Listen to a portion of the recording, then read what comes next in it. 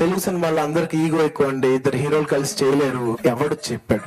తెలుగు ఇండస్ట్రీలో తెలుగు చేయలేదంటూ ఏమీ లేదు. నాకు తట్టాలంతే. నాకు తట్టింది, నాకు బాగా తట్టింది. క్రిష్ ఈ క్యారెక్టర్ పక్క క్యారెక్టర్ వేయాలంటే స్టార్ ఇమేజ్ ఉన్న మినిమం కావాలి. ఎవరేస్తారు